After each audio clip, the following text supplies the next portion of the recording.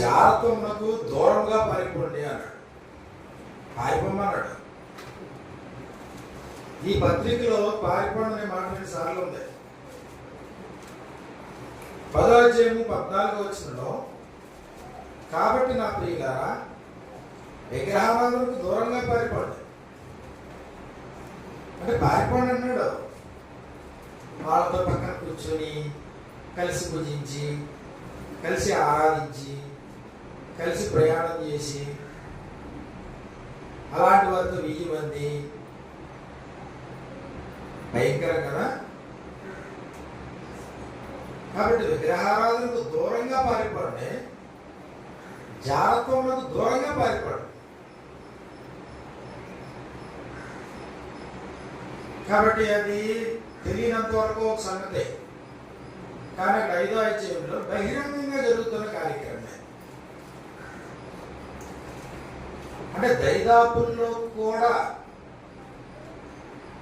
రానివ్వడానికి కానీ, నువ్వు వెళ్ళడానికి కానీ, కలిసి సహవాసం చేయడానికి కానీ, కలిసి భుజించడానికి కానీ, లేకపోతే అలాంటి వారితో నువ్వు ఉప్పొంగడానికి కానీ, నువ్వు దాన్ని సమర్థించడానికి కానీ ఎట్టి పరిస్థితుల్లో కూడా అపోస్తలుల బోధ దాన్ని సమర్థించడం అని గుర్తించాలి. అప్పుడు ఈ సంగతిని సంఘంలో జరుగుతూ ఉన్న ఈ అనైతిక కార్యాన్ని గురించి మాట్లాడుతూ వాళ్ళు రాసినటువంటి సంగతులకి దీన్ని జోడించి 7వ అధ్యాయం చెప్పాడు. 7వ అధ్యాయం ప్రారంభంలో ఏమున్నాయి? మీరు రాసిన వాటి విషయము స్త్రీని ముట్టకుండా పురుషునికి మేలు, అయినను జారత్వములు జరుగుతున్నందున. 5వ అధ్యాయంలో ఇది అనైతిక కార్యాలు సంఘంలో సమస్య అయితే, ఆ జారత్వాన్ని గురించి సుమారు 2వ అధ్యాయంలో ఒక 10 సార్లు మాట్లాడిన తర్వాత ఇప్పుడు వారు రాసినటువంటి విషయానికి దీన్ని జోడించి వివాహం తీసుకొచ్చాడు. మీరు రాసిన వాటి విషయము అన్నాడు. అయినను జారత్వములు జరుగుచున్నందున నీలో ప్రతి వానికి, అంటే వివాహం యొక్క ప్రధానమైన ఉద్దేశం ఇది. వివాహం ఎందుకంటే జారత్వాన్ని ఆపాలి, జారత్వం జరగకూడదు, దేహాలు అపవిత్రం అవ్వకూడదు. మీ దేహము పరిశుద్ధాత్మనికి ఆలయంగా ఉండాలి. దేహంతో దేవుని మహింపరచాలి. నీ సొంత శరీరంలో హానికరంగా నువ్వు జాగ్రత్తను జరిగించకూడదు. కాబట్టి ఈ వివాహం అనేది దేవుడు ఎందుకు ఏర్పాటు చేసినప్పటికీ అయినను జాగ్రత్తములు జరుగుచున్నందున మీలో ప్రతి వారికి సొంత అంటే అర్థం ఏంటంటే వివాహం ద్వారా జతపరచబడిన వారు. 2 వివాహం అయిందా, జాగ్రత్తం కంట్రోల్ అయిందా, వారి ధర్మాలు నడపాలి. వారి ధర్మాలు నడపకపోతే మళ్ళీ జాగ్రత్తం వైపు పోయే ప్రమాదం ఉంది. 3 ఒకరి దేహాలపై మరొకరి హక్కు ఉంటుంది వివాహం ద్వారా. భార్యకి కానీ భర్తకు తన దేహం పైన అధికారం లేదు, అలాగే భర్తకే కానీ భార్యకు తన దేహం పైన అధికారం లేదు. అంటే ఒకరి దేహాలపై మరొకరికి హక్కు వివాహం అంటే. ఎవరి ధర్మాలను వారు నిర్వర్తించడం వివాహం అంటే. జాగ్రత్తలు జరగకుండా ఆపడం వివాహం అంటే.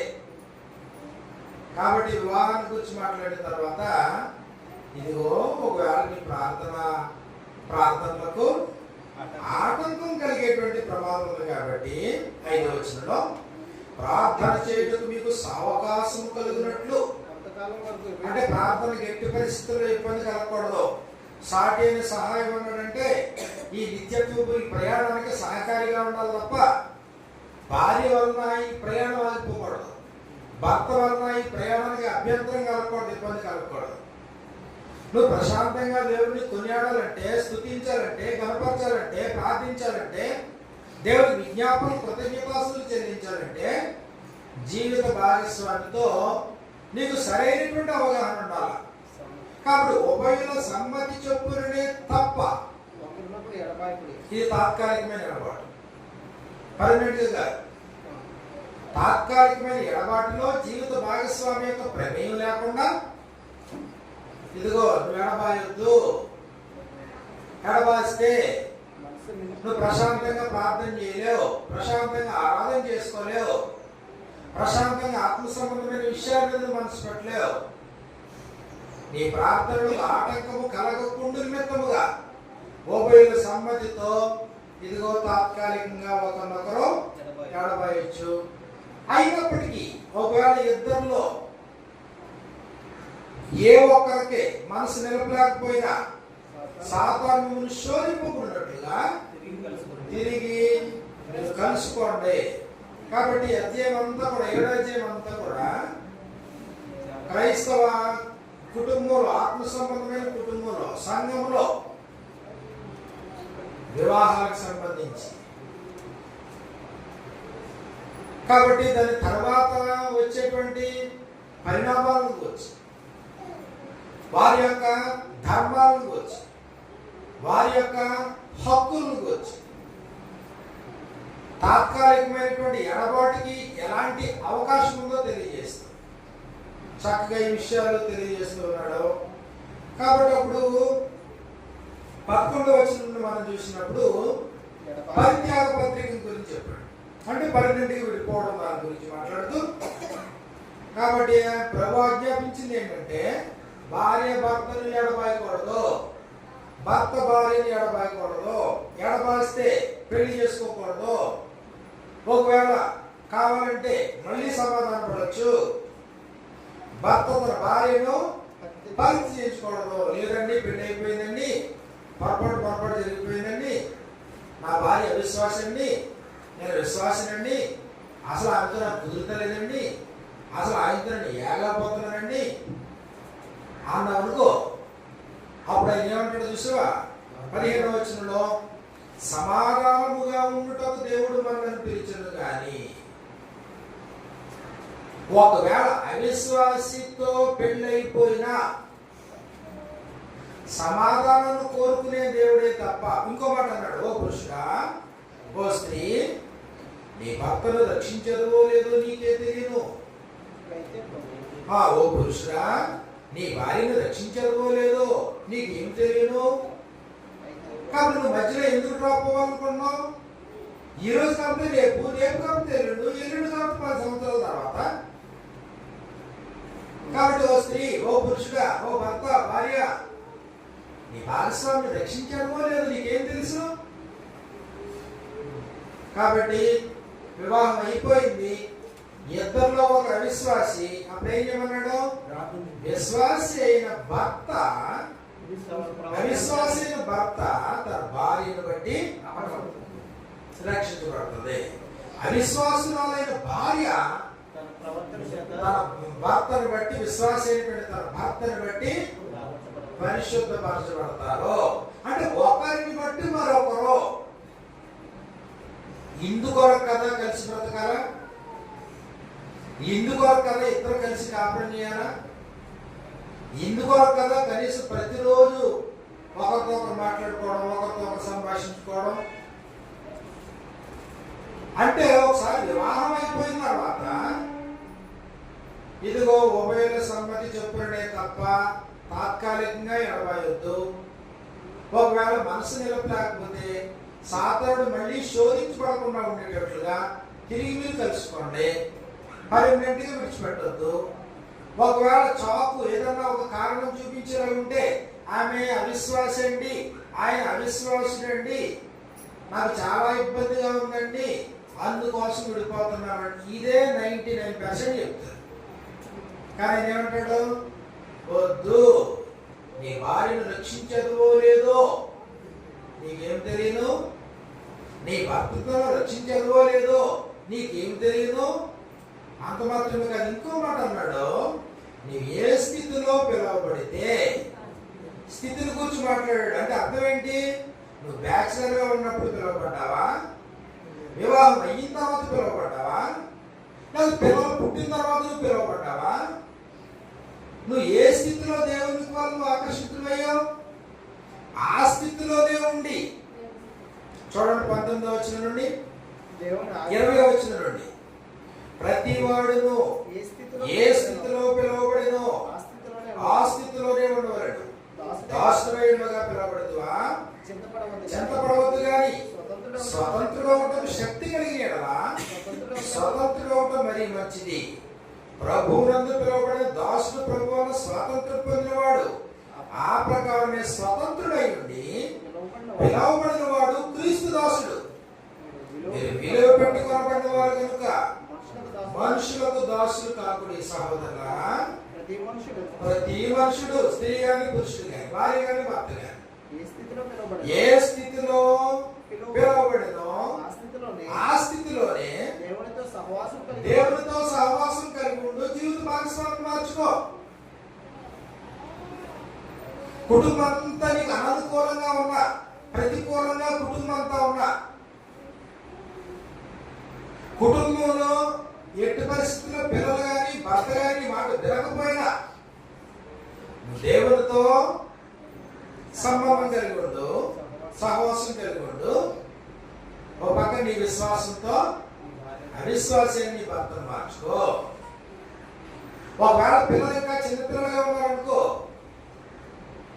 ఒకవేళ విశ్వాసి అయినటువంటి భార్య భర్తలకు పిల్లలుంటే ఆ పిల్లలు పవిత్రుడు. ఒకవేళ అదే స్థితి కొనసాగితే వాళ్ళు అపవిత్రులై ఉంటారన్నాడు 14వ వచనం. అవిశ్వాసి అయిన భర్త భార్యను బట్టి పరిశుద్ధపరచబడును, అవిశ్వాసులైన భార్య విశ్వాసి అయిన భర్తను బట్టి పరిశుద్ధపరచబడును. లేని యెడల మీ పిల్లలు అపవిత్రులైందరు. ఇప్పుడైతే వారు చిన్నపిల్లలుగా ఉన్నప్పుడు దేవుని పోలిక దేవుని స్వరూపంలో పుట్టింపబడినవారు కాబట్టి వారు పవిత్రుడు. కానీ భార్య భర్తలో కొలికి రాలేదనుకో, ఇద్దరు కలిసి ఒకే విశ్వాసానికి రాలేదనుకోండి, దాని ప్రమాదం ఏంటి? ఆ భవిష్యత్తులో పిల్లలు కూడా అపవిత్రులైపోయేటువంటి ప్రమాదం ఉంది. అప్పుడు 25వ వచనం, ఇందులో కన్యకల పెళ్లి కాని యవనస్తుల కన్యకల గురించి మాట్లాడుతూ ఉన్నాడు. ఏమని? ఎప్పటి ఇబ్బందిని బట్టి పురుషుడు తానున్న స్థితిలోనే ఉండడం మేలని తలంచును. వివాహం అయిందా? విడుదల కోరద్దు. వివాహం అవ్వలేదా? వివాహం కోరద్దు. అయినా వివాహం చేసుకున్న పాపం లేదు, కన్యకు వివాహం చేసుకున్న పాపం లేదు. అయితే అలాంటి వారికి శరీర సంబంధమైన శ్రమలు కలుగుతాయి. అంటే ఉన్న స్థితి బెటరు. వివాహం అయిందా? విడుదల కోరద్దు. వివాహం కాలేదా? వివాహం కోరద్దు. లేదు నేను వివాహం చేసుకుంటానంటే పాపం ఏమి లేదు అందులో. కన్యకు వివాహం చేసుకోవడం వల్ల పాపం లేదు. కానీ అట్టి వారికి శరీర సంబంధమైన శ్రమలు కలుగుతాయి. ఎలా శ్రమలు కలుగుతాయి? శరీర సంబంధమైన శ్రమలు. కాబట్టి అప్పుడు దాని కింద దాని గురించి మాట్లాడాడు. అవి మీకు కలగకుండా చెప్తున్నాను. భార్య లేదు, భార్య వచ్చింది, ఇప్పుడు భార్య మీద ఆధారపడడం, భర్త మీద ఆధారపడడం. కాబట్టి వారు లేకపోతే ఉండలేకపోవడం, డిపెండబిలిటీ పెరగడం, ఇంటర్ డిపెండెన్స్ పెరగడం. కాబట్టి అది ఎంతవరకు వెళ్ళిపోతుందంటే అది చింతించడానికి కుటుంబం కారణం అవుతుంది, చింతించడానికి భర్తే కారణం అవుతాడు, భార్య కారకురాలు అవుతుంది.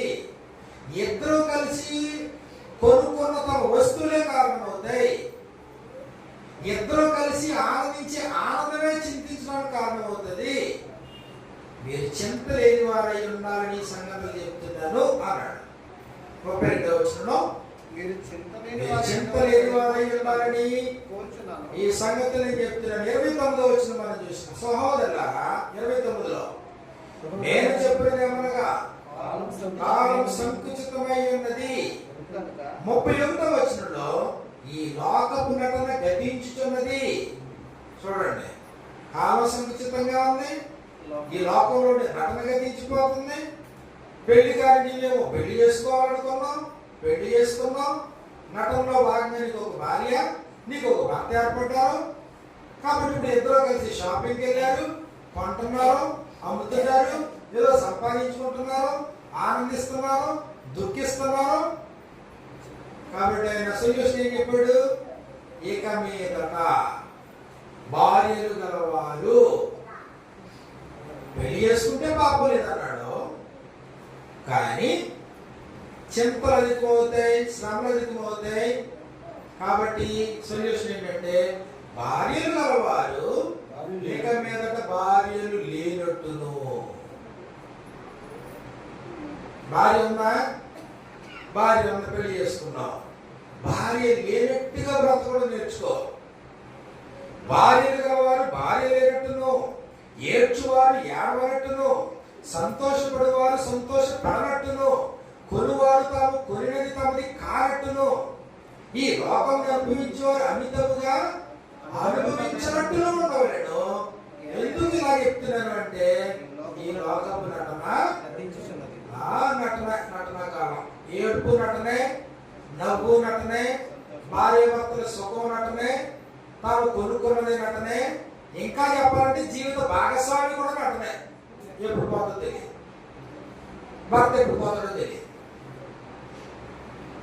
కాబట్టి నువ్వు వివాహం కోరుకుంటున్నావా? పాపం లేదు, కానీ నీకు శ్రమ కలుగుతుంది. అటు వారికి శరీర సంబంధమైన శ్రమ కలుగుతుంది. మీరు చింత లేని వారై ఉండాలని నేను ఈ మాటలు మీతో నేను చెప్తున్నాను అన్నాడు.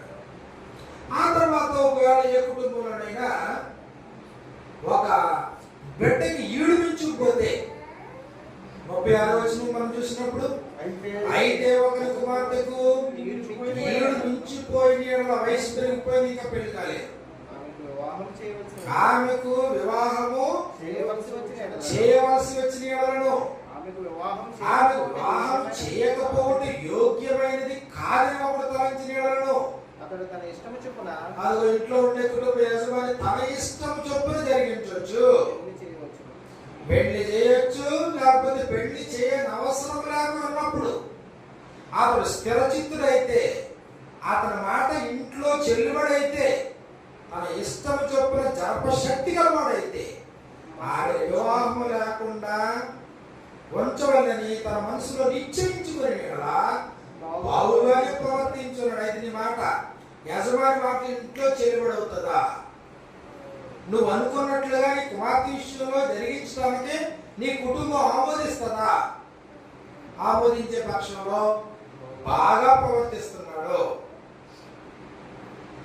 కాబట్టి ఒక 39వ వచనంలో ఎంతకాలం ఈ జీవిత భాగస్వామి యొక్క బంధం పునర్వివాహానికి ఎప్పుడు అవకాశం ఉంది అన్నప్పటికీ ఇదిగో భర్త బ్రతికి ఉన్నంత కాలము, 39వ వచనం, భార్య భర్త బ్రతికి ఉన్నంత కాలము భద్రాలయుడును, భర్త మృతి పొందిన ఎడల ఆమెకి ఇష్టమైన వారిని పెళ్లి చేసుకున్నట్టు స్వతంత్రాలయుడును కానీ ప్రభువు నందు మాత్రమే. It's a condition.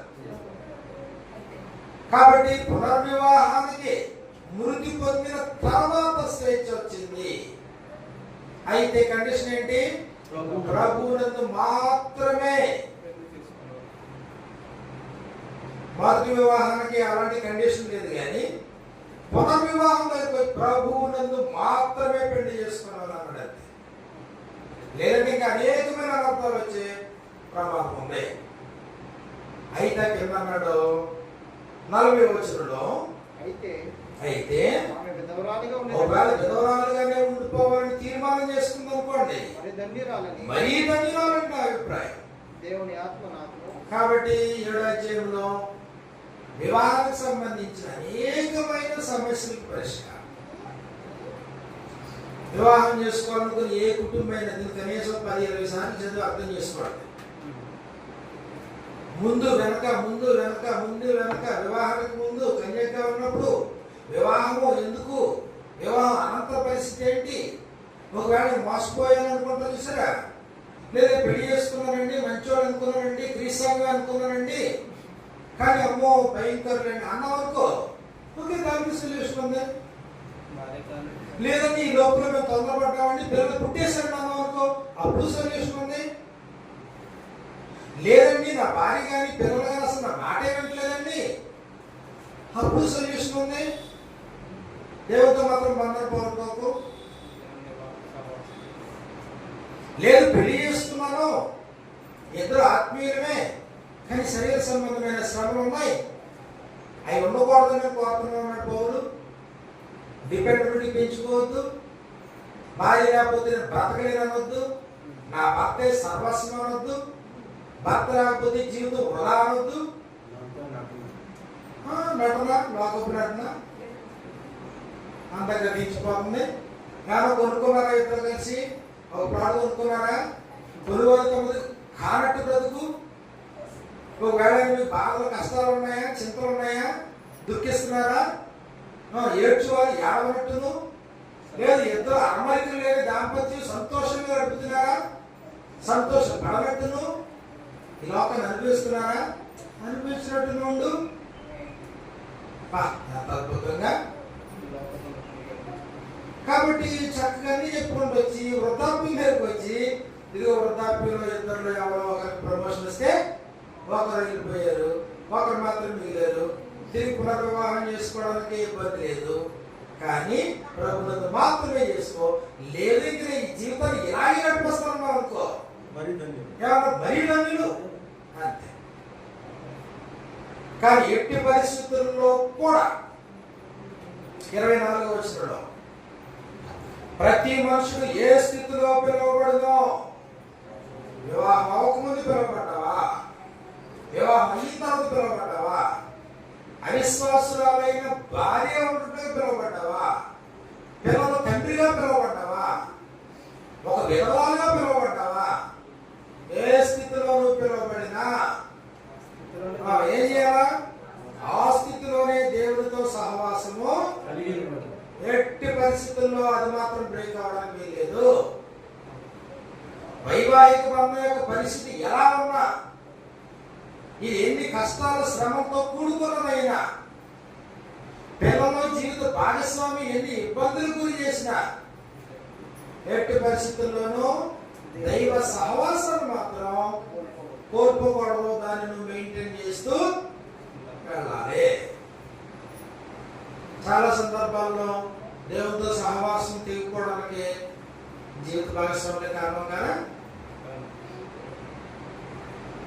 కడుపు పుట్టిన పిల్లలే కారణం కదా.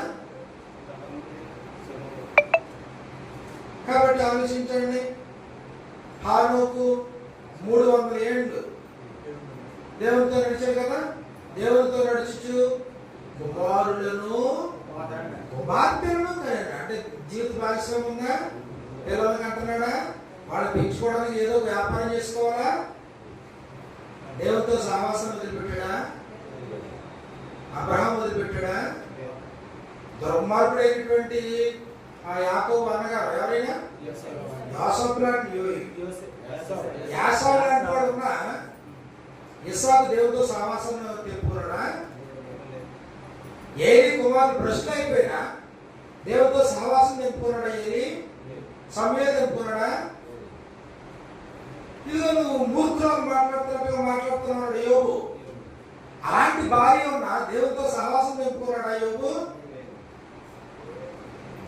లేదండి, నా పిల్లల వల్ల నాకు నోరేస్తుందండి, నా భార్య నన్ను రెచ్చగొట్టేస్తుందండి, పాపం తారాస్థాయికి వెళ్ళిపోతుందండి, అవన్నీ కుదరదు.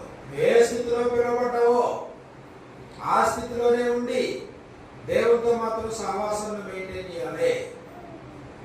కాబట్టి ఈ అధ్యాయము చక్కగా మనకి 7వ అధ్యాయంలో వివాహం, క్రైస్తవ వివాహం, సంఘంలో పరిశుద్ధులు చేసుకునే వివాహాలు, వాటికి సంబంధించినటువంటి రిలేటెడ్ ఇన్ఫర్మేషన్ అంతా కూడా వారు అడిగిన దానికి సమాధానంగా ప్రతిదీ చక్కగా వివరంగా, ఇంతకంటే వివరంగా ఇంక మిగిలిన పత్రికలు ఎక్కలేదు తెలియజేయడం జరిగింది. 7వ అధ్యాయం నుండి 11వ అధ్యాయం 1వ వచనం వరకు ఇది క్రైస్తవ స్వాతంత్ర్యపు సద్వినియోగానికి చెప్పాడు. ఇప్పటికీ కూడా అనేకమైనటువంటి సమస్యలకు దీన్ని అపార్థం చేసుకోవడమే కాదు,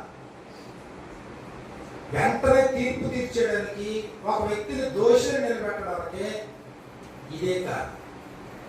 వస్త్రధారణని విమర్శించడానికి ఇదే కారణం.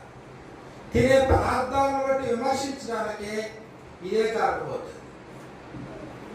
కాబట్టి ఇక్కడ 8వ అధ్యాయంలో ఇదిగో 1వ వచనం, విగ్రహమునకు బలిగా అర్పించిన వాటి విషయము సైడ్ పెట్టి. 4వ వచనంలో కాబట్టి విగ్రహములకు బలిగా అర్పించిన వాటిని తినుట విషయము. 1వ వచనానికి 4వ వచనానికి వ్యత్యాసం. 10వ అధ్యాయం 14వ వచనంలో, కాబట్టి నా ప్రియులారా విగ్రహారాధనకు దూరముగా పారిపోవుడి. కాబట్టి ఈ సంగతిని తెలియజేశాడు. ఇక్కడ ప్రాముఖ్యంగా ఏం చెప్పాడు అంటే, చాలా సందర్భాల్లో ఇది తినొచ్చా తినకూడదా, ఈ డ్రెస్ ధరించొచ్చా ధరించకూడదా, కొంతమంది దీంట్లో డిక్లరేషన్ చేయడం మొదలెట్టారు. క్రైస్తవులు టీ షర్ట్ వేసుకోకూడదు, సువార్థికులు జీన్ ప్యాంట్ వేసుకోకూడదు, టీ షర్ట్ వేసుకోకూడదు. ఎలా నిర్ధారిస్తావు? అది మాట, అది వైట్ డ్రెస్ లేకపోతే గొడ్డు సొక్కాయి అవి వేసుకొచ్చారు అడుగుతున్నారేంటి? అది మాట. కాబట్టి డిక్లరేషన్ ఇక్కడ ఏం చెప్పాడు అంటే, అందరి అంది జ్ఞానం లేదన్నాడు. ఏ జ్ఞానం గురించి మాట్లాడాడు ఈయన? 4వ వచనంలో విగ్రహములకు బలిగా అర్పించిన వాటి తిరుగు విషయము, లోకమందు విగ్రహము వట్టిదనియు.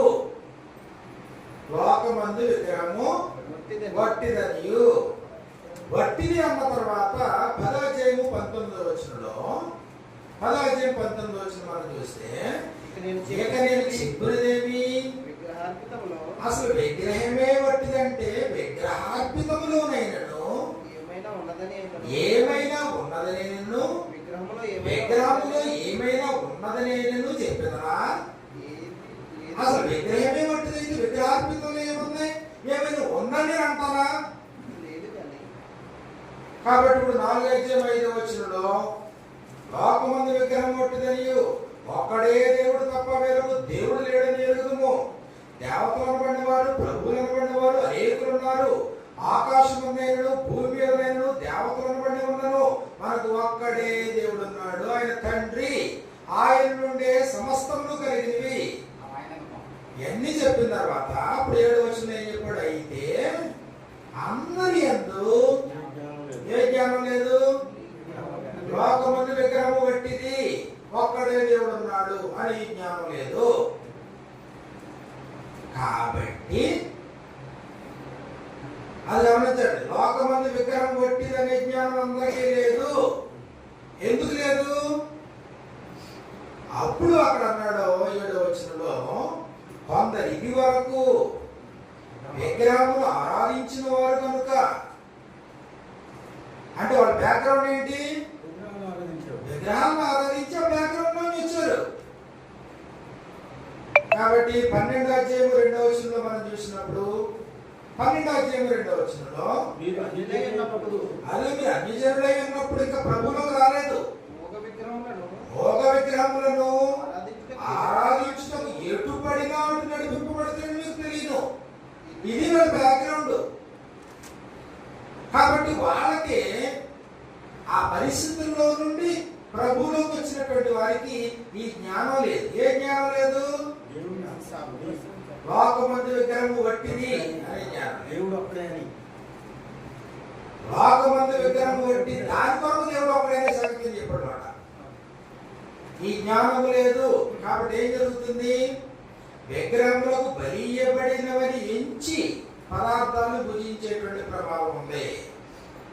దానివల్ల వారి మనస్సాక్షి బలహీనమైనది, అపవిత్రమవుతుంది. అయితే వాస్తవానికి దేవుని దగ్గర ఎప్పుడు కూడా భోజన పదార్థాలను బట్టి మనం మెప్పుకున్నాము. తినందున ఎక్కువ లేదు, తినకపోయినందున ఎక్కువ లేదు. అయినను 9వ వచనంలో, మీకు కలిగి ఉన్న ఈ స్వాతంత్ర్యం వలన, ఏ స్వాతంత్రం? తినుటకు కానీ తినుట మానుకొట్టుకొట్టుకు కానీ ఉన్న స్వాతంత్రం. ఈ స్వాతంత్ర్యం వలన బలహీనులకు అభ్యంతరం కలగకుండా చూసుకోండి. తినాలా మానాలా నీకు స్వేచ్ఛ ఉంది, క్రైస్తవ స్వేచ్ఛ. కానీ అభ్యంతరం లేకుండా చూసుకో. అభ్యంతరం అనే మాట పలుమార్లు ఉపయోగించాడు 13వ వచనంలో కూడా. కాబట్టి భోజన పదార్థముల వలన నా సహోదరునికి అభ్యంతరము కలిగిన ఎడల, చూడండి, అభ్యంతరము కలిగిన ఎడల, నా సహోదరునికి అభ్యంతరము కలగకుండుటకై నేనెన్నటికి మాంసము తినను. 10:32 వచనంలో 10:32, 31, 32. కాబట్టి మీరు భోజనం చేసినను పానము చేసినను మీరేమి చేసినను దేవునికి మహిమకరం కొలు చేయాలి తప్ప ఇతరులకు అభ్యంతరం పరచక. అప్పుడు 32వ వచనంలో యూదులకైనను గ్రీసు దేశస్థులకైనను దేవుని సంఘములకైనను అభ్యంతరం కలగజేయద్దు. బలహీనమైన మనస్సాక్షి కలిగిన వాడు అభ్యంతరం పడే ప్రమాదం ఉంది. దాన్ని ఎంతవరకు తీసుకెళ్ళిపోయాడు తెలుసా? తినడం పాపం కాదు, నీకు స్వేచ్ఛ ఉంది. కానీ నువ్వు తినడం వలన బలహీనుడు అభ్యంతరపడితే, బలహీనుడు అభ్యంతరపడిన కారణం చేత నిన్ను బాధ్యత ఇస్తున్నాడు దేవుడు. 8:10 వచనం మనం చూస్తే, ఏలయనగా జ్ఞానము గల నీవు, ఏ జ్ఞానం నీకు?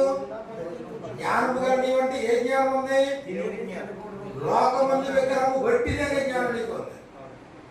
లోకమందు విగ్రహం వట్టిదైతే విగ్రహాత్మకం ఇంకేముంది? ఇక ఆ జ్ఞానంతో నువ్వు మసుకుంటున్నావు. జ్ఞానము గల నీవు విగ్రహాలయమందు భోజన పంక్తిని కూర్చుండగా నీకు స్వేచ్ఛ ఉంది, అందులో ఏమాత్రం పొరపడలేదు. కానీ ఒకడు చూచాడు, బలహీనమైన మనస్సాక్షి గల అతడు విగ్రహములకు బలీయబడ్డ పదార్థాలు తినకు ధైర్యం తెచ్చుకున్నాడు కదా. అందువలన ఎవరి కొరకు క్రీస్తు చనిపోయినో ఆ బలహీనుడైన నీ సహోదరుడు నీకున్న ఈ జ్ఞానాన్ని బట్టి నశించిపోయే ప్రమాదం ఉంది. కాబట్టి నువ్వెవరికి వ్యతిరేకంగా పాపం చేస్తున్నావు? ప్రభువుకు వ్యతిరేకంగా పాపం చేస్తున్నావు అన్నాడు 12వ వచనంలో. ఏలాగు సహోదరులకు విరోధంగా పాపం చేయటం వలన వారు బలహీనమైన మనస్సాక్షి నొప్పించడం వలన మీరు క్రీస్తుకు విరోధముగా. ఇక్కడ పాపం ఏంటి? తినడం పాపమా? అభ్యంతరం కలుగు చేయడం పాపం. నువ్వు తినడం వలన బలహీనుడు అభ్యంతరం పడ్డాడు, వాడు సాహసం చేసి పాపం చేయడానికి నువ్వు కారణమయ్యావు. విగ్రహాలయ ముందు నువ్వు భోజనం చేస్తున్నావు, నిన్ను చూసి ధైర్యం తెచ్చుకున్నటువంటి వాడు విగ్రహార్పితాన్ని తినడానికి సాహసం చేశాడు. బలహీనమైన మనస్సాక్షి గల ఆ వ్యక్తులు అభ్యంతరం పరిచిన కారణం చేత ఇదిగో నీ జ్ఞానాన్ని బట్టి వాడు నశించిపోయాడు, వాడు నశించిపోయిన దాన్ని బట్టి ఎవరి కొరకు క్రీస్తు చనిపోయినో ఆ నీ సహోదరుడు నీ జ్ఞానాన్ని బట్టి నశించిపోతున్నాడు. నువ్వు ప్రభువుకు వ్యతిరేకంగా పాపం చేస్తున్నావు. కాబట్టి ఇప్పుడు 8వ ఏం చెప్పాడు? క్రైస్తవ స్వాతంత్ర్యాన్ని సద్వినియోగం చేసుకోవడం, వస్త్రధారణలో కానీ, నీ ప్రవర్తనలో కానీ, నీ వ్యక్తిగతమైన జీవితంలో కానీ, నీ అలవాట్లలో కానీ, నీ క్రమశిక్షణలో కానీ, లేదా నీ ఇంట్లో జరిగేటువంటి వివిధమైన కార్యక్రమాల విషయంలో కానీ నీకు స్వేచ్ఛ లేదా అంటే 100% నీకు స్వేచ్ఛ ఉంది. అయితే నీ స్వేచ్ఛ బలహీనులకు అభ్యంతరం లేకుండా చూసుకో. బలహీనులు అభ్యంతరపడ్డారా? పాపం చేయడానికి వారు ప్రేరేపించబడ్డారా? దేవునికి వ్యతిరేకంగా, ప్రభువుకు వ్యతిరేకంగా నువ్వు పాపం చేస్తున్నావు అంటే ఇక్కడ స్వేచ్ఛను సద్వినియోగపరచుకోవడం అనేది నీ స్వేచ్ఛ క్షేమాభివృద్ధి కొరకు జరగాలి అన్నాడు. 10:23 వచనాన్ని మనం చూసినప్పుడు కొరింథీయులకు రాసిన మొదటి పత్రిక 10:23 వచనంలో అన్ని విషయములందును నాకు స్వాతంత్రం కలదు కానీ అన్ని చేయదగినవి కావు, అన్నిటి యందు నాకు స్వాతంత్రం కలదు కానీ అన్ని క్షేమాభివృద్ధి కీలకమైంది. నీ వలన నీ సహోదరుడు అభ్యంతరపడకుండా ఉండడం కీలకమైంది. ఆ రెండింటినీ నువ్వు బేస్ చేసుకుని నీ స్వేచ్ఛను ఉపయోగించుకో. అది వస్త్రధారణైనా, తినే పదార్థాలైనా, లేకపోతే మరి ఏదైనా రెండు విషయాలు గుర్తించుకో. ఇది క్షేమాభివృద్ధికరమైందా? స్వప్రయోజనం చూడద్దు. ఇది అందరికీ క్షేమాభివృద్ధికరమైందా? బలవంతులకి బలహీనులకు కూడా ఇది క్షేమాభివృద్ధికరమైందా? స్థానిక సంఘానికి అంతటికీ ఇది క్షేమాభివృద్ధికరమైందా? నిర్ణయం తీసుకుంటారు. నిర్ణయం తీసుకోవడం నాకు స్వేచ్ఛ ఉంది. కానీ ఇది నాతో ఉండే స్థానిక సంఘానికి అంతటికి ఇది క్షేమాభివృద్ధికరమైందేనా? కాని పక్షంలో సహోదరునికి వ్యతిరేకంగా నేను పాపం చేస్తే, ప్రభువు వ్యతిరేకంగా నేను పాపం చేస్తున్నాను, నన్ను దేవుడు పాపిగా ఎంచుతాడు. నాకు ఇవ్వబడినటువంటి ఈ స్వాతంత్ర్యాన్ని బట్టి నేను విమర్శించబడేటువంటి ప్రమాదం ఉంది, తీర్పు తీర్చబడే ప్రమాదం ఉంది.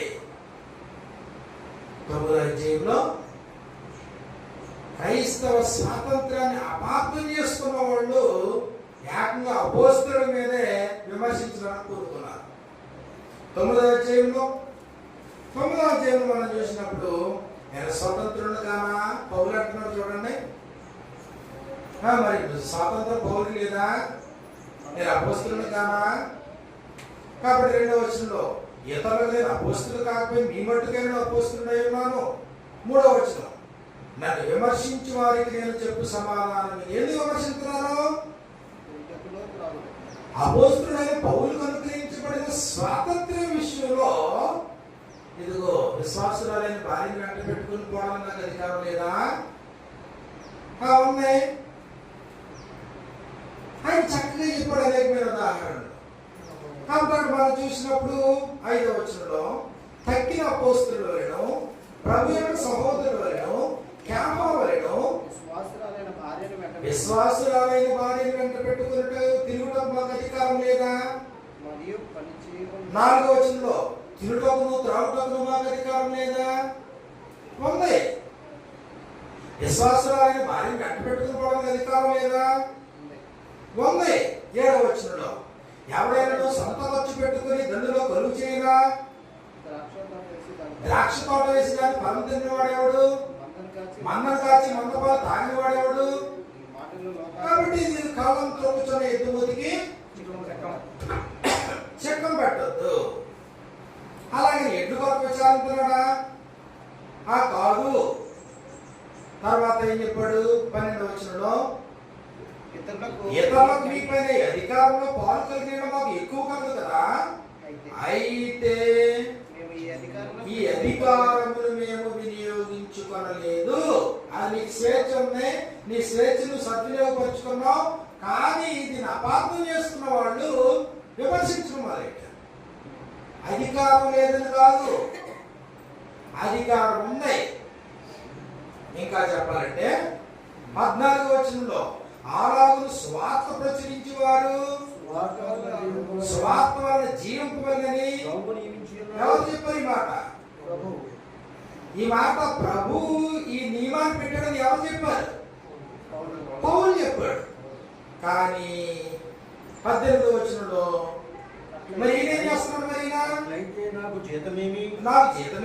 నేను సువార్తను ప్రకటించినప్పుడు సువార్త యందు నాకున్న అధికారమును పూర్ణముగా నాకున్న అధికారాన్ని వినియోగించుకోకుండా సువార్తను ఉచితముగా ప్రకటించితే సువార్త ప్రకటించేవాడు సువార్తలో బ్రతకాలని చెప్తున్నది ఈయనే.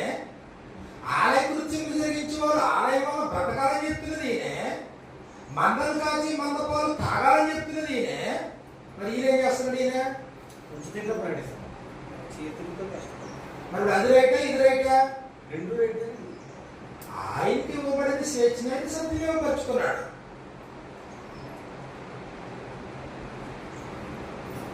ఆయనకి ఇవ్వబడిన స్వేచ్ఛ, అపోస్తలులకు అనుగ్రహింపబడిన స్వేచ్ఛను గురించి మాట్లాడుతుంటాయి.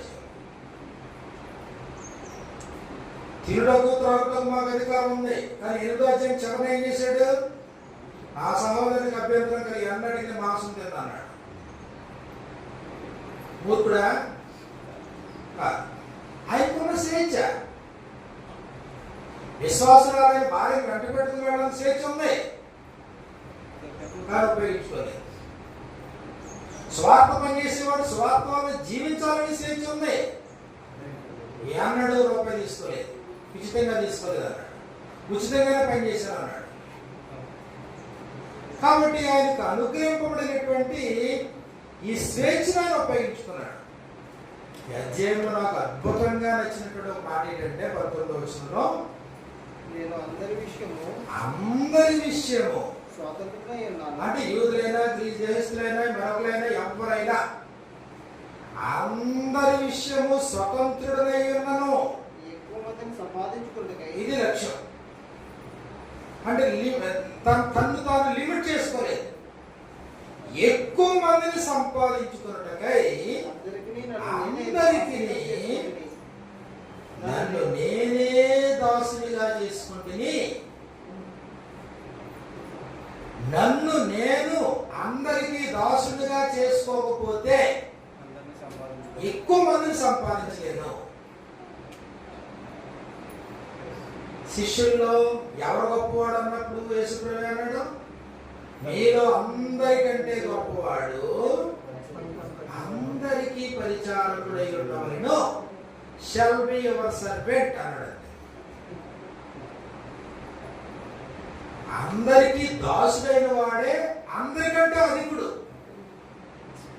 ఇప్పుడు పౌలు ఉపయోగించే విధానం ఏంటి? అనేకులు సంపాదించుకోవాలి. కేవలం అన్ని జనులకు మాత్రమే కాదు, లిమిటెడ్ పీపుల్కి మాత్రమే కాదు, అనేకులు సంపాదించుకోవాలనేది లక్ష్యం. కాబట్టి అందరికీ స్వేచ్ఛ ఉంది. ఈ స్వేచ్ఛను సద్వినియోగపరచుకోవాలని ఏం చేస్తున్నాడు? తన్ను తాను అందరికీ దాసునిగా.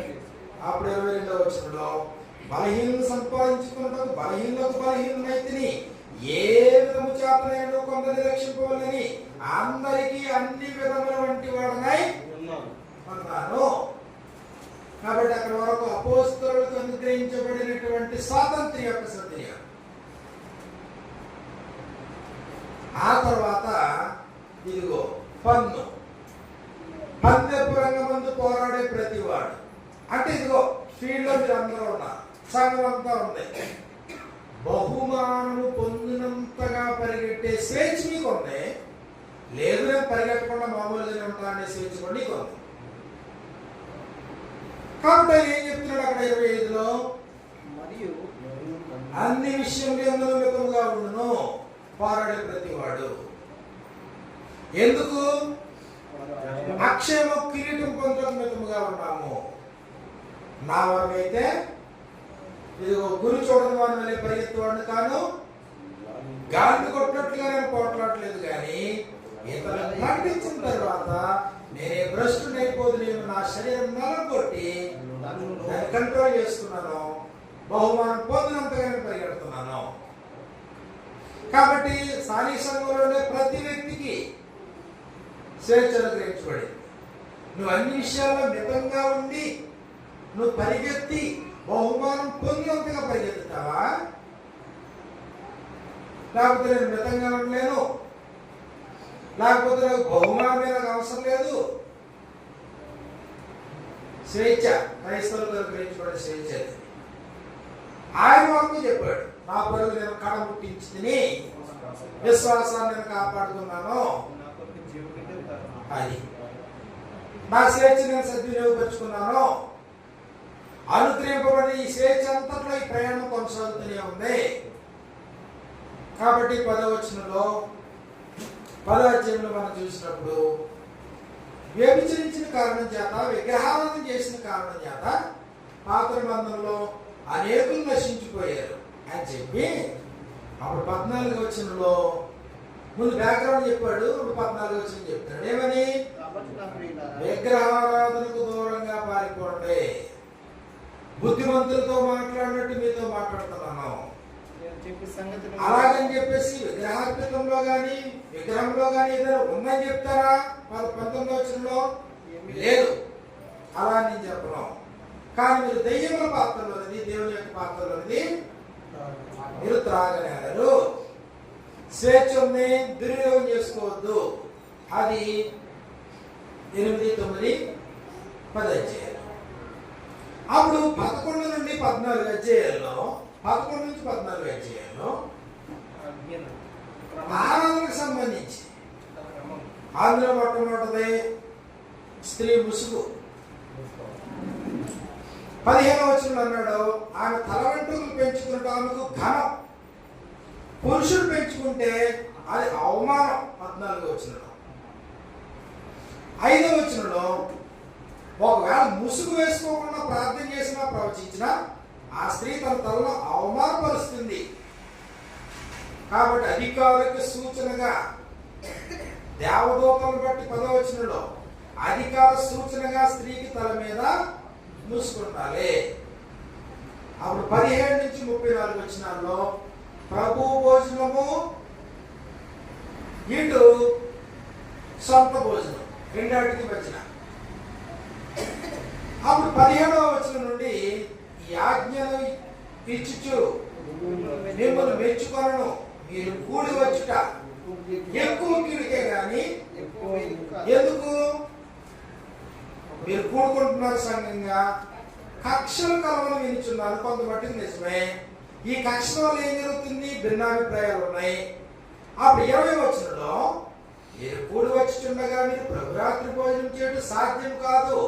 ఎందుకు సాధ్యం కాదు? ఒకరికంటే ఒకడు ముందుగా తన మట్టుకు తన భోజనం చేస్తున్నాడు. కనిపెట్టుకుని ఉండి తినే భోజనమేమో ప్రభు భోజనం, తన మట్టుకు తాను తినే భోజనమేమో సొంత భోజనం. ఆకలి ఉన్నవాడు ఎవడైనా ఉంటే వాడు ఏం చేయాలి మేడం? ఆకలి కొనేలా ఆకలి కొనేటువంటి వాడు తినే భోజనము ఎంత చేసే భోజనం. 34వ వచనంలో మీరు కూడి వచ్చిన శిక్షా విధి కారణం కాకున్నట్లు ఎవడైనా ఆకలి కొనిన ఎడల తన ఇంటనే ఆకలిగా ఉన్నవాడు తినే భోజనమేమో నీ సొంత భోజనం. సహోదరులందరూ కూడుకుని తినే భోజనమేమో ప్రభురాత్రి భోజనం. అంటే స్థానిక సంఘంలో ఎప్పుడు ఆకలితో ఉన్నా వారు తినాల్సింది తమ భోజనం వారు తినాలి. స్థానిక సంఘంగా ఎప్పుడు కూడా ప్రభు రాత్రి భోజనమే సిద్ధం చేయాలి. ఆకలి తీర్చుకోవడానికి అవసరమైన భోజనాన్ని స్థానిక సంఘం సిద్ధం చేయకూడదు. అప్పుడు స్థానిక సంఘంలో ఎవరైనా వ్యక్తులు సిద్ధం చేశారనుకోండి, అది ఆతిథ్యంలోకి వస్తుంది. అది మళ్ళీ ఘనం. ఆతిథ్యం చేయమరొకడి. ఒకవేళ అదే ఆతిథ్యం సంఘం చేసింది అనుకోండి, అది అపోస్తలుల బోధకు భిన్నమైంది. దీన్ని కాస్త ఆలోచించాలి. స్థానిక సంఘం భోజనం పెట్టింది అనుకోండి, స్థానిక సంఘం పెట్టాల్సిన భోజనం కాదు. స్థానిక సంఘం పెట్టాల్సిన భోజనం ఏంటి? ప్రభురాత్రి భోజనం. దాని కొరకు ఒకరికొకరు కనిపెట్టుకుని తినండి అన్నాడు. ప్రతివాడు స్వపరీక్ష చేసుకుని తినండి అన్నాడు. అలా చేసి ఆ రొట్టెలు తిని పాత్రలను త్రాగండి అని చెప్పాడు. ప్రభు శరీరాన్ని వివేచింపగా తిరిగి త్రాగకూడదని శిక్షాన్ని కలుగుగా తిరిగి త్రాగుతున్నాడు. ఇందువల్ల మీరు అనేక బలహీన రోగులు చాలా మంది నిద్రించున్నారు.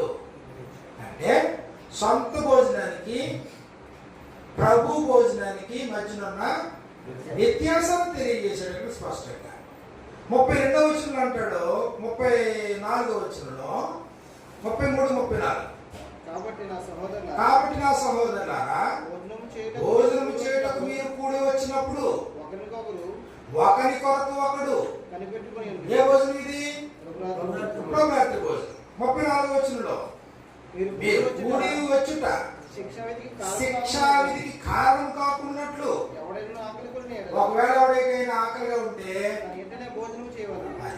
ఆకలి తీర్చుకునే భోజనమేమో ఇంట్లో చేసే భోజనం, లేదా ఆతిథ్యం ఎవరైనా ఇస్తే ఆతిథ్యం పుచ్చుకుని కడుపు నింపుకునే భోజనం.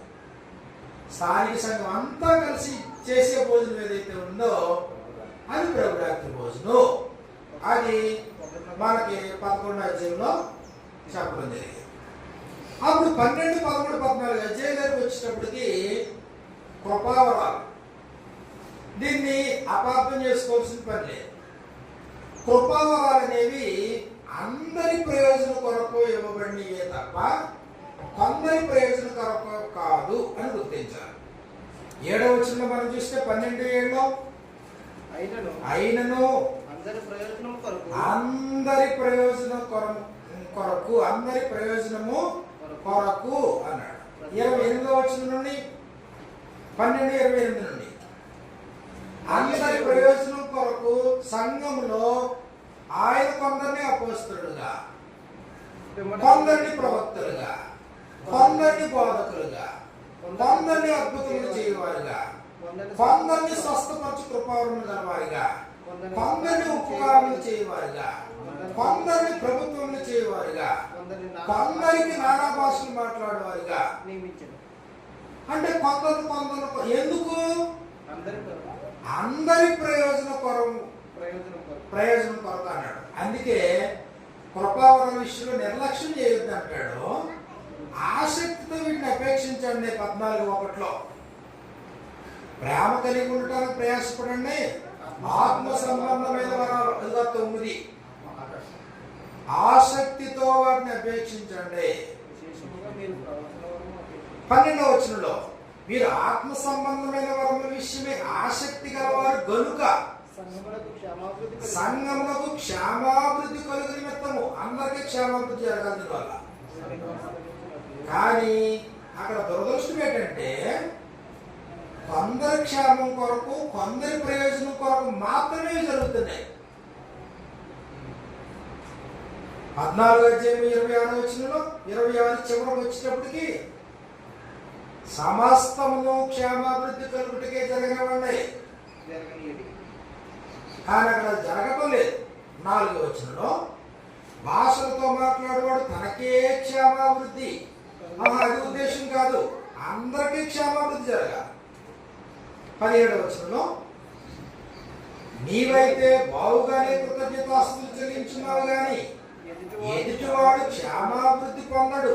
అంటే కొంతమంది క్షేమాభివృద్ధి, కొంతమంది క్షేమాభివృద్ధి లేదు. అంటే అనుగ్రహింపబడిన ఈ కృపావరాల్లో అందరి ప్రయోజనం కొరకు సంఘం క్షేమాభివృద్ధి కొరకు ఇవ్వబడితే ఇవేమైపోయి స్వార్థపూరితంగా కొందరికి పరిమితమైంది. ఇప్పుడు భాషలతో మాట్లాడుతుంటే వాడికే క్షేమాభివృద్ధి, లేకపోతే ఒకరికంటే ఒకటి ముందుగా వెళ్తున్నప్పుడు కొంతమంది క్షేమాభివృద్ధి లేదు, కొంతమంది క్షేమాభివృద్ధి ఉంది. అప్పుడు వీటిని క్రమపరుస్తున్నాడు. ఎలాగా? 12వ అధ్యాయం చివరి చెప్పాడు, కృపావరములలో శ్రేష్టమైన వాటిని ఆసక్తితో అపేక్షించుడి, ఇదియుగాక సర్వోత్తమమైన మార్గం ఒకటి మీకు తెలియజేస్తున్నాను అన్నాడు. ఏంటో సర్వోత్తమైన మార్గం? కృపావరాలన్నిటికంటే సర్వోత్తమైనది ప్రేమ కలిగి బ్రతుకుట. నీకు ఎలాంటి కృపావరం ఉన్నా, మనుషుల భాషలతోనైనా దేవదూతల భాషలతోనైనా మాట్లాడగలిగిన కృపావరం ఉన్నా, ప్రేమ లేని వాడు అయితే మృగడు కొంచెం గడగడలాడు కాలం లాంటి వాడివి. ప్రవచించే కృపావరం కలిగి మర్మములన్నీ జ్ఞానమంతా ఎరిగిన వాడు అయినా, కొండలను సైతం పెగలింపగల పరిపూర్ణ విశ్వాసం కలిగిన వాడు అయినా, సర్వోత్తమమైన మార్గం ప్రేమ నీలో లేకపోతే నువ్వు వ్యర్థుడవు. కాబట్టి ఆ ప్రేమ దీర్ఘకాలం సహించేది, దయ చూపించేది, మత్సరపడింది, త్వరగా కోపపడింది, అపకారం మనసులో పెట్టుకోండి, దుర్నీతి విషయమే సంతోషపడక సత్యమునందు సంతోషించేది, అన్నిటికీ తాడుకునేది, అన్నిటినీ నమ్మేది, అన్నిటినీ నిరీక్షించేది, అన్నిటినీ ఓర్చేది ప్రేమ శాశ్వత కాలం ఉండేది. ప్రవచనమైనా నిరర్థకం అయిపోతాయి, భాషలైనా నిలిచిపోతాయి, జ్ఞానమైనా నిరర్థకం అయిపోతుంది. ఇదిగో అనుగ్రహించబడిన కృపావరాలు ఆగిపోతాయేమో కానీ విశ్వాసము, నిరీక్షణ, ప్రేమ ఈ 3 నిలబడతాయి. 3 కూడా శ్రేష్టమైంది ప్రేమయే. 14వ అధ్యాయం 1వ వచనంలో చెప్పాడు, ప్రేమ కలిగి ఉండుటకు ప్రయాసపడు అన్నమాట. కృపావరాలను అపేక్షించి ఓకే, కృపావరాలు అందరి క్షేమాభివృద్ధి కొరకు అనుగ్రహించబడ్డాయి, కానీ అందరి క్షేమాభివృద్ధి జరగట్లేదు. అతిశయం వలన కొందరికి మేలు జరుగుతుంది, ఒకరికంటూ ఒకడు ముందు అనే పరిస్థితి ఏర్పడింది, నువ్వో నేననే పోటీ ఏర్పడింది. కానీ ప్రేమ ఉంటే సర్వోత్తమమైన మార్గము ప్రేమతత్వం. ఆ ప్రేమ కలిగి ఉండడానికి మీరు ప్రయాసపడండి. రిమైన్ లైఫ్ మొత్తం కృపవరముల గురించి మాట్లాడిన తర్వాత అప్పుడు 33వ వచనంలో 14:33 అలాగే పరిశుద్ధ సంఘములన్నిటిలో దేవుడు సమాధానముకే కర్త గాని అల్లరికి కర్తగాడు. 34వ వచనంలో స్త్రీ యొక్క పాత్ర, సంఘంలో స్త్రీ పాత్ర గురించి చెప్పాడు. 39-40 వచనాల్లో ఇదిగో సమస్తమును మర్యాదగాను క్రమముగాను జరగనివ్వండి. కాబట్టి ఆత్మ సంబంధమైన వరాలు ఉన్నాయి. కొరింథీ పట్టణంలో ఉండే స్థానిక సంఘాలు అనుగ్రహించబడ్డాయి. కొందరిని కొందరిని కొందరిని కొందరిని అని అల్లా ఇచ్చాడు. అందరి ప్రయోజనం కొరకు ఇచ్చాడు. ఆశించి అపేక్షించాడు అన్నాడు. వాటిని వద్దు అని లేదు. భాషలతో మాట్లాడేవాడు వద్దు అని లేదు. కానీ అందరి ప్రయోజనం కొరకు ఇవన్నీ వినియోగించండి. సంఘం యొక్క క్షేమాభివృద్ధి కొరకే ఉపయోగించండి అన్నమాట. అది జరగని పక్షంలో ఏం చెప్పాడు? సర్వోత్తమమైన మార్గం ఒకటి ఉంది. ప్రేమ అయితేనే దీర్ఘకాలం సహించగలదు. కృపావరాన్ని విడిచిపెట్టమని చెప్పలేదు, కానీ అవి నిరంతరం అయిపోతాయి. ప్రేమ మాత్రం ఎల్లప్పుడూ నిలబడుతుంది. 15వ అధ్యాయంలో సమస్య ఏంటంటే కొరింథీ సంఘములోనే కొంతమంది మృతుల పునరుద్ధానాన్ని నమ్మట్లేదు. ఒకటే. 2 వాళ్ళు రెండోది ఏం చేస్తున్నారంటే 35వ వచనంలో 15:35లో అయితే ఒకవేళ మృతులు లేపబడతారో అని అంటే ప్రభువు కూడా లేపబడ్డాడు అని నిరూపిస్తుంటే నెక్స్ట్ వాళ్ళ ప్రశ్న ఏంటి? అయితే మృతులు ఎలాగూ లేతురు, వారు ఎట్టి శరీరముతో ఒత్తురని వాడు అడుగును అని దానికి వివరించాడు. ఒకటే మృతులు పునరుద్ధానం నమ్మట్లేదు. రెండోది ఏంటి? మృతులు ఎలా లేస్తారు, వారు ఎలాంటి శరీరంతో మళ్ళీ బయటకు వస్తారు. కాబట్టి చక్కటి వివరణ ఇందులో ఉంది. 12వ వచనం నుండి క్రీస్తు మృతుల్లో నుండి లేపబడి ఉన్నాడని ప్రకటింపబడుచున్నగా, అసలు ప్రకటనే అది కదా. మీలో కొందరు మృతులు పునరుద్ధానం లేదని ఎట్లు చెప్పుచున్నారు. మృతులు పునరుద్ధానం లేని క్రీస్తు కూడా లేపబడలేదు. క్రీస్తు లేపబడకపోతే మేము చేసి ఈ ప్రకటన వ్యర్థమే, మీ విశ్వాసం వ్యర్థమే. దేవుడు క్రీస్తు లేపాడు. ఆయనను గురించి మేము సాక్ష్యం చెప్తున్నాం కదా. మృతులు లేపబడకపోతే దేవుడు ఆయనను లేపలేదు. దేవుడు ఆయనను లేకపోతే మా సాక్ష్యం కూడా వృధా, అబద్ధ సాక్షులు కనబడుతున్నాం. కాబట్టి మృతులు లేపబడకపోతే క్రీస్తు లేపడలేదు. క్రీస్తు లేపబడకపోతే అసలు మీ విశ్వాసం కూడా వేస్ట్ అన్నాడు. కాబట్టి మన విశ్వాసం, మన నిరీక్షణ మృతులు పునరుద్ధానాన్ని నమ్మకపోతే, మరి క్రీస్తు లేపబడ్డాడు కదా, నా ప్రకటన అదే కదా, అపోస్తుల సాక్ష్యం అదే కదా. ఒకవేళ లేపడకపోతే అపోస్తుల సాక్ష్యం వ్యర్థమా, వారి ప్రకటన వ్యర్థమా, మీ విశ్వాసం వ్యర్థమా? అసలు మీ విశ్వాసమే వ్యర్థమైతే మీరు స్థానిక సంఘం ఎన్నుకున్నారు. మీరు ప్రప్రథముగా మృతుల్లో నుండి క్రీస్తు లేపబడ్డాడు, తర్వాత పారాగ్రాఫ్ లో దాన్ని నిరూపించాడు. ఆ తర్వాత మళ్ళీ 35వ వచనంలో మరి అలా అయితే వాళ్ళు ఎట్టి శరీరంతో లేస్తారు, ఓ వివేకి, ఓ ఫూల్ అన్నాడు. విత్తినది చచ్చితేనే కానీ బ్రతికింపబడదు కదా.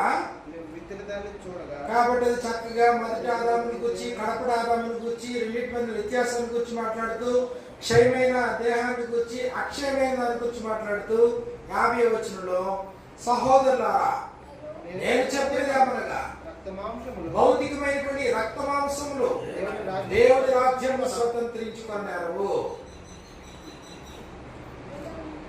క్షయత అక్షయతను స్వతంత్రించుకోదు. ఇదిగో నేను మీకు ఒక మర్మమును తెలుపుతున్నాను, మనమందరమును నిద్రించము గాని నిమిషములో ఒక రెప్పపాటున కలపరం రావుగానే మనమందరము మార్పు పొందదుము. పూర్వం రోగును అప్పుడు మృతులు అక్షయులుగా చనిపోయి విశ్వాసంలో ఉండి చనిపోయిన వారు అక్షయులుగా లేపబడతారు. ఆ తర్వాత సజీవమైన నిత్యులు మనం కూడా లేపడతాం. క్షయమైన ఈ శరీరం అక్షయతను ధరించుకుంటుంది, మధ్యమైన ఈ శరీరం అమర్త్యతను ధరించుకున్నప్పుడు, క్షయమైనది అక్షయతను ధరించుకున్నప్పుడు, ఈ మధ్యమైనది అమర్త్యమును ధరించుకున్నప్పుడు విజయమందు మరణము మిరిగివేయబడును. ఓ మరణమాని ముళ్ళు ఎక్కడ? ఓ మరణమాని విజయం ఎక్కడ? మరణపు ముళ్ళు పాపము, పాపమునకున్న బలము 58వ వచనంలో. కాబట్టి మృతులు పునరుద్ధానం లేదని నమ్మేటువంటి వారు అసలు మీకు బేసే లేదు. అసలు మీరు విన్న ప్రకటన ఏంటి? మా సాక్ష్యం ఏంటి? అసలు మీ విశ్వాసం ఏంటి? మీరు స్థానిక సంఘంలో సభ్యులు ఎలా అవుతారు? కాగా ప్రియ సహోదరులారా, మీ ప్రయాసము ప్రభువునందు వ్యర్థం కాదని ఎరిగి స్థిరులుగా కదలని వారిగా ప్రభు యొక్క కార్యాభివృద్ధి ఎప్పటికీ మీరు ఆసక్తిగా ఉండండి. మీ విశ్వాసం ఇదిగో మృతుల పునరుద్ధానం ఉంది అనేటువంటి విశ్వాసం కలిగి చక్కటి విశ్వాసంతో జీవితాన్ని కొనసాగించండి. మీరు విశ్వాసమును స్థిరులుగా బ్రతకండి అన్నాడు. చివరికి వచ్చేసాం 16వ అధ్యాయంలో మనం చూసినప్పుడు పరిశుద్ధుల కొరకైన చందా విషయం అయితే. కాబట్టి కొరింథీ పత్రికలో కొరింథీలు వారు కూడుకుంటున్న ప్రతిసారి కొంత సొమ్ము నిల్వ చేస్తున్నారు. ఎవరి కోసం? వారి అవసరతల కొరక, వారి స్వార్థుల కొరక, వారి క్షేమాభివృద్ధి కొరక, ఎవరి కోసం?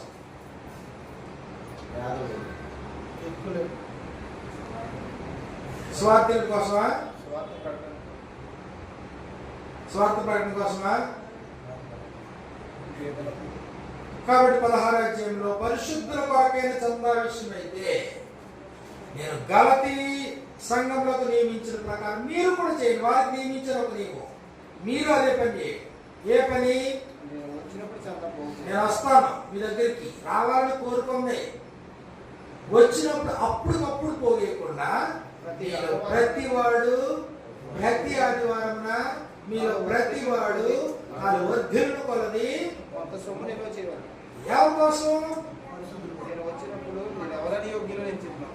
నేను వచ్చినప్పుడు మీరు ఎవరి యోగ్యులను ఎంచి పత్రికలు ఇస్తున్నో వారి చేత మీ ఉపకార ద్రవ్యమును యెరూషలేములో కరువు ఉంది.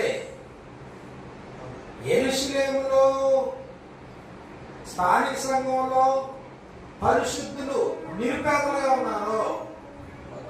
గొప్ప కరువు అక్కడ సంభవించింది. మాసిదోనియా వారు వారికి సహాయం చేస్తా ఉన్నారు.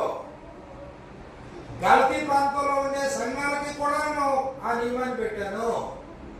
ఇదిగో ఇప్పుడు మీకు కూడా చెప్తున్నాను. అంటే వీళ్ళు పడుతున్నారు ఎందుకు?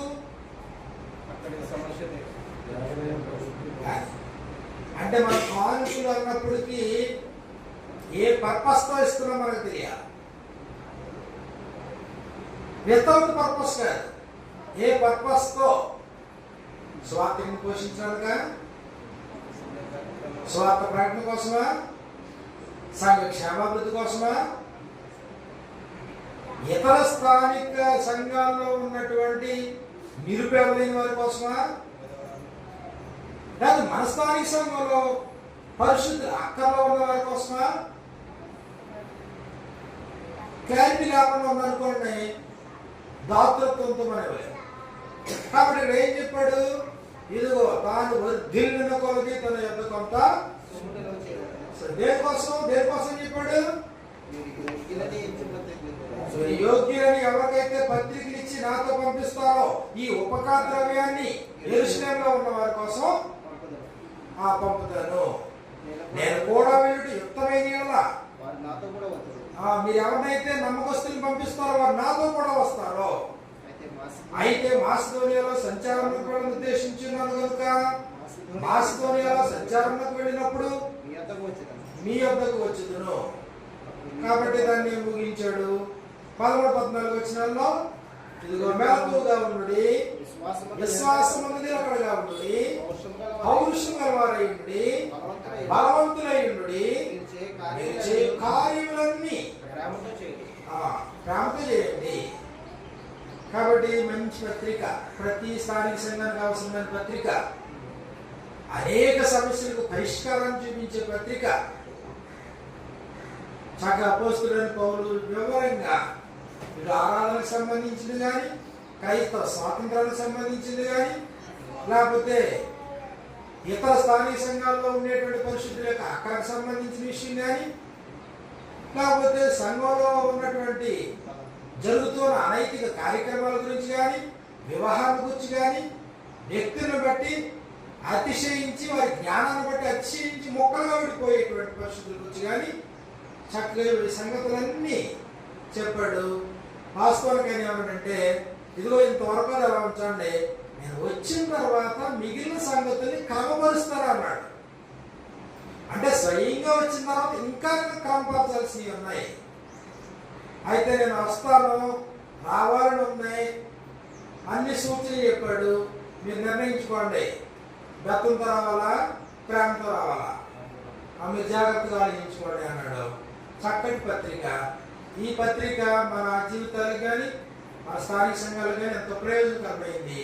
వాక్యం ద్వారా మన జీవితాన్ని దిద్దుకోవాలి, స్థానిక సంఘాలు దిద్దపడాలి, లోపాలు దిద్దపడాలి, ఇంకా ఉన్నతంగా జీవితాన్ని కొనసాగించడానికి, క్రీస్తులో బలహీనులు కాకుండా బలవంతులుగా పౌరుషం కలిగి బ్రతకడానికి ఇది దోహదపడాలని కోరుకుంటూ ఇంతటితో వాక్యాన్ని ముగిస్తూ ఉన్నాను.